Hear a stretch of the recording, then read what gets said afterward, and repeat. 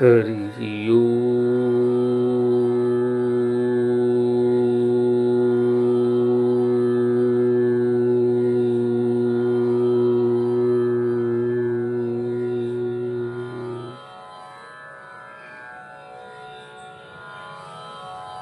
গ্রন্থ দরবেশ দর্শন পূর্বপাঠের পরবর্তী অংশ। তৃতীয় অধ্যায়, পত্রাংশ সংখ্যা ৩৫। নিজের ইষ্টমন্ত্র কাগজের উপর কালি অঙ্কিত করিতে কিছুমাত্র হাত কাঁপে নাই।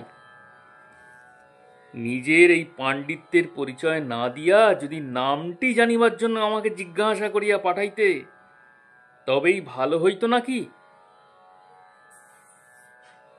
পত্রাংশ সংখ্যা ৩৬। অমৃত ইষ্টনাম মুখে উচ্চারণ করিয়া কীর্তন করে শুনিয়া আমি বড়ই আশ্চর্য বোধ করিতেছি। এইরূপ নাম যে মুখে এমনকি ফিস ফিস করিয়া ঠোঁটেও উচ্চারণ করে, তাহার নামের সমস্ত শক্তি ক্রমশ নষ্ট হইয়া যায়। অমৃতের মতো বুদ্ধিমান এমন কার্য করিতেছে, ইহা শুনিয়া আমার চমক লাগিয়াছে। তাহাকে চিঠির এই অংশ দেখাইয়া অবিলম্বে এই দুষ্কার্য হইতে নিবৃত্ত হইতে বলিবে। নাম সকলের এক নহে, যাহার পক্ষে যেমন প্রয়োজন তাহাকে সেই রূপ নাম দেয়া হয়, কিন্তু শক্তি সকলের এক। পত্রাংশ সংখ্যা ৩৭। নামের রাস্তা কোনটা তাহা না জানা থাকাই ভালো। কি জানি, একটার লোভে যদি আর একটার উপর অবজ্ঞা বা অমনোযোগিতা আসে, তবে ক্ষতি হইবে। পিছনের মেরুদণ্ডই নামের প্রকৃত রাস্তা বটে, কিন্তু উহা প্রাণবায়ুর সাধনা সাপেক্ষ।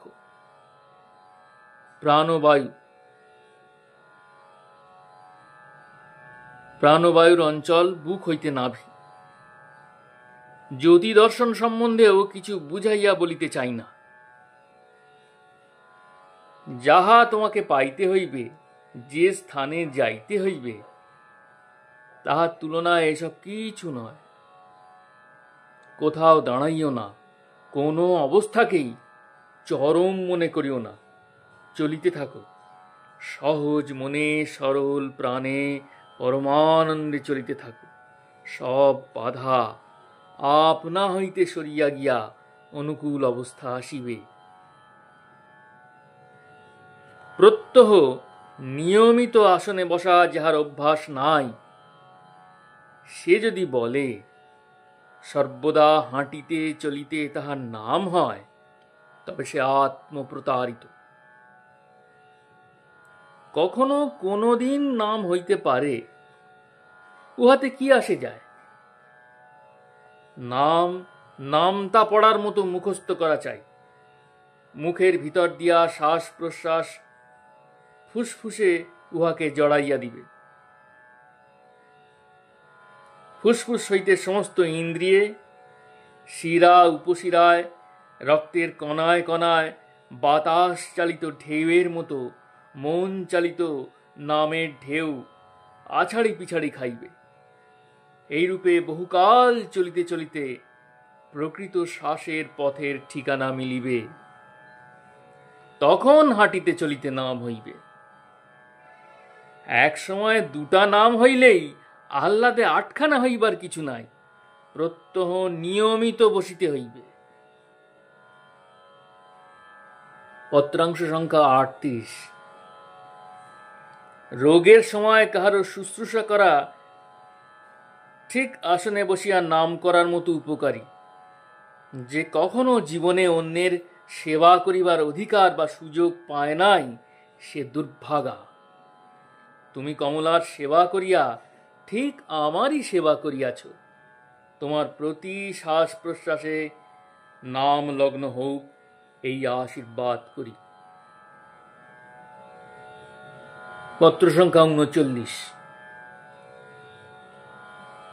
সাধনে উন্নতি অবনতি রিপুদমন, মন স্থির, এসব কিছুই যেন তোমার চাহিবার বস্তু না হয়। কেবল চাহিবে অবিরাম নামে ডুবিয়া থাকার ন্যায় সৌভাগ্য। যথাযোগ্য কর্ম ও যথাযোগ্য সাধন, এই দুইটির সমতা হারমোনি হইলেই নামের রাজ্যে পৌঁছানো যায়।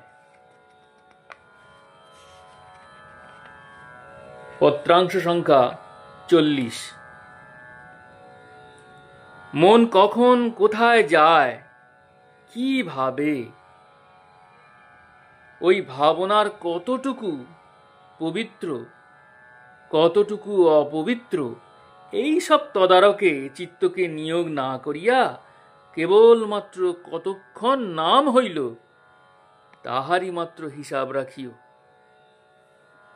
সারা দিনের অধিকাংশ সময় যদি নাম হইয়া থাকে, অথচ এক সময় পরস্ত্রীর উপরে কাম ভাবে দৃষ্টি করিয়া থাকো, তথাপি ওই দিনটা সুদিন বলিয়া জানিও। সারা দিন যদি ভাগবত পাঠে বা ধর্মালোচনায় কাটাইয়া থাকো, অথচ যথেষ্ট নাম শ্বাসে প্রশ্বাসে না হইয়া থাকে, তবে ওই দিনটি দুর্দিন বলিয়া জানিও। পত্রাংশ সংখ্যা 41। নিজ দুর্মতির জন্য উদ্ধারের আশায় লোকে প্রাণপণে শ্রীগুরু ও নাম আঁকড়াইয়া ধরে, তোমার দেখিতেছি বিপরীত। ইহা দারুণ অহংকারের পরিণতি। পত্রাংশ সংখ্যা 42। নাম পায়খানায় বসিয়া করা যায়, এতকাল পরে রাত্রিতে বিছানায় বসিয়া নাম করা যায় কিনা তাহা জিজ্ঞাসা করিয়াছ? বিছানায় আবার আসন পাতার হাঙ্গামা কেন? শ্বাস প্রশ্বাসের সঙ্গে যদি নাম না করো, তবে উহাকে নাম করা বলে না, উহা ধান ভানা। এখন পর্যন্ত নাম তো আরম্ভই হইল না, তবে ডুবিবে কোথায়? নিত্য নিয়মিতভাবে নাম না করিলে নামে ডোবা যায় না। চেষ্টা করো, সব হইবে। পত্রাংশ সংখ্যা 43। নামই প্রধান পূজা, একথা মনে রাখিও। নামটি যাহাতে শ্বাসে ও প্রশ্বাসের সঙ্গে মিলিয়া যায়, সেদিকে দৃষ্টি রাখিও। উহা মিলিয়া যাইতে একটু সময়ের আবশ্যক হয়।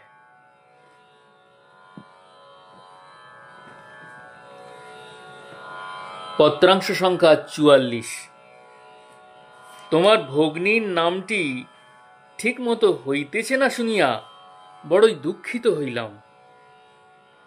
যারা লেখাপড়া জানে, নাম বিস্মরণ হইলে তাহাদের নাম কাগজে লিখিয়া পাঠানো যায়, কিন্তু যাহারা লেখাপড়া জানে না, আমার নিকট উপস্থিত না হইলে তাহাদের বিস্তৃত নাম জানিবার আর কোনো উপায় নাই। ইহার পর কোনো সুযোগে আমার নিকট উপস্থিত হইলে তবে তাহার নাম ঠিক হইবে। আর একটি উপায় আছে।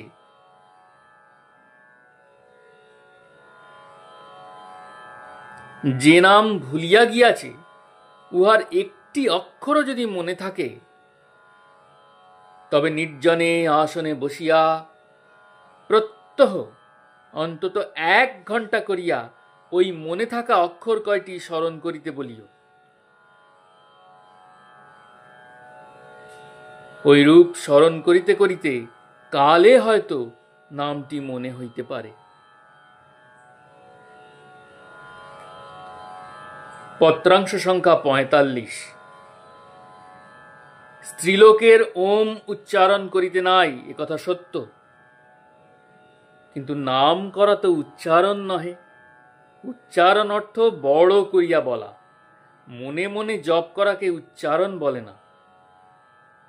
সুতরাং তোমার নামের কিছুই বাদ দিও না। শ্বাস প্রশ্বাসের দিকে নজর রাখিয়া শ্বাস প্রশ্বাসের সঙ্গে ওই নাম মনে মনে চিন্তা করিবে, ঠোঁট নাড়িয়া কখনো উচ্চারণ করিবে না। যে মহারথীরা তোমার পিছনে আছেন, তাহাদের জন্য তুমি যে বেশিক্ষণ বসিয়া স্থির হইয়া নাম করিবে, এমন আশা করা যায় না। উহারই মধ্যে যতটুকু পারো করিবে, এবং বাকি সময় তোমার নারায়ণ, গোপাল ও মা গৌরীর সেবায় কাটিবে।